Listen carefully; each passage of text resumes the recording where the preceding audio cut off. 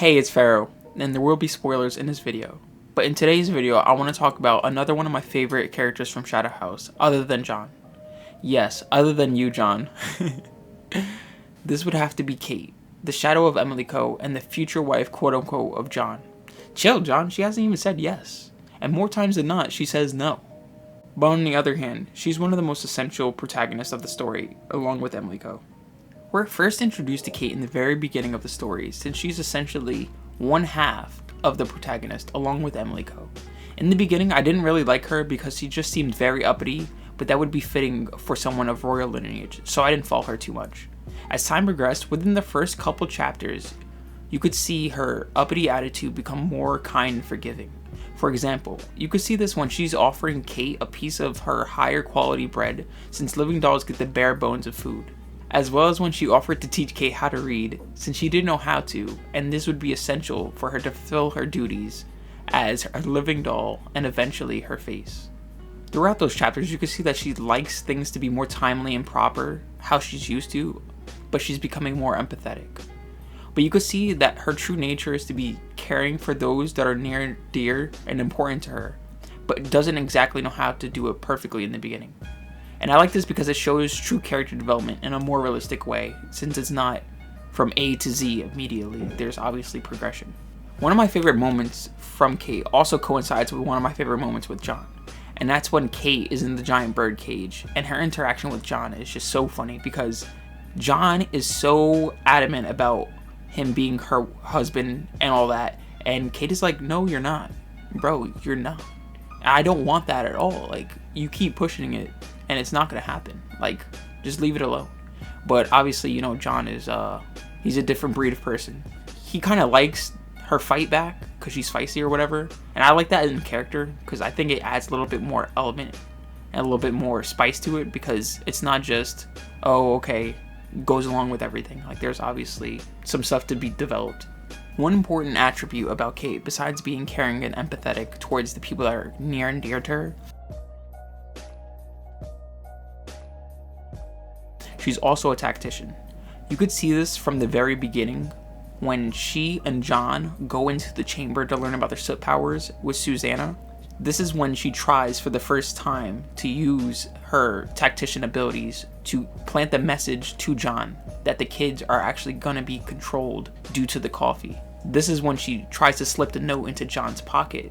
She does slip the note into John's pocket successfully, but Susanna actually figures it out because her soot power allows her to feel vibrations within her soot, so she noticed that it was actually going into John's pocket. But Kate already planned for this to possibly happen, so she encoded the message into a way that only John could understand. And this is smart because when Susanna looked at it, she didn't know exactly what the note meant at all. But when John went back to his room, and then in the letter, when she started provoking John, that's when he got angry, and then his soot powers activated and made the letter black, to which the hidden message was actually written on the inside. And that is one example of her using her abilities to outsmart the enemy. Another time that you actually really get to see Kate use her tactical abilities is during her fight with Rosemary and Mary Rose. And this is because she didn't know, obviously, who she was going to meet, but she knew that she was going to meet the person in the robe, and she didn't know if they were going to be good or bad. So she planned ahead, just in case they are a person that is a shadow, that has soot powers, she can counteract it. So, Kate, thinking all the way ahead, 5,000 steps, she knew that the person, if bad, would use the clingers or any soot powers to try to incapacitate the kids. So in doing so, she told the kids to go there with water in their mouths, which actually is the thing that counteracts against the clingers being used to take over the kids' minds. She told the kids to put water in their mouths to counteract that.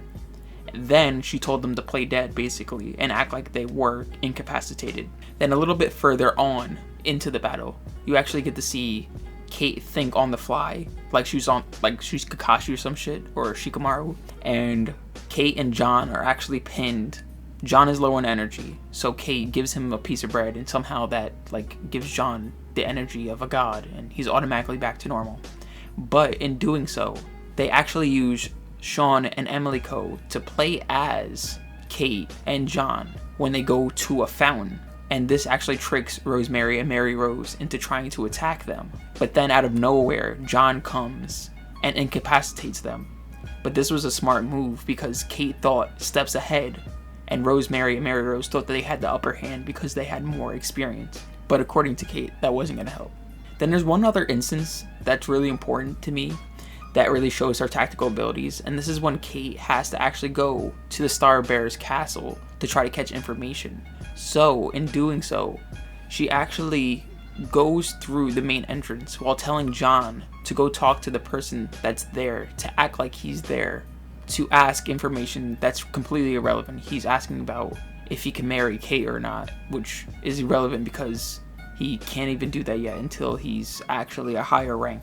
But besides all that, while John's doing that, Emily Coe and Kate actually find the room where they need to be to get the information that they're looking for, but they end up actually getting caught.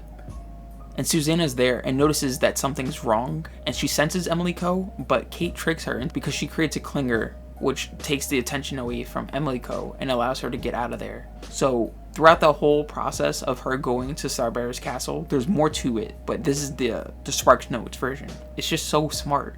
Kate is really smart, and that's one of the things I love about her, is that she's a tactician while John is basically the brute force. She's the brains of the operation, he's the brawn.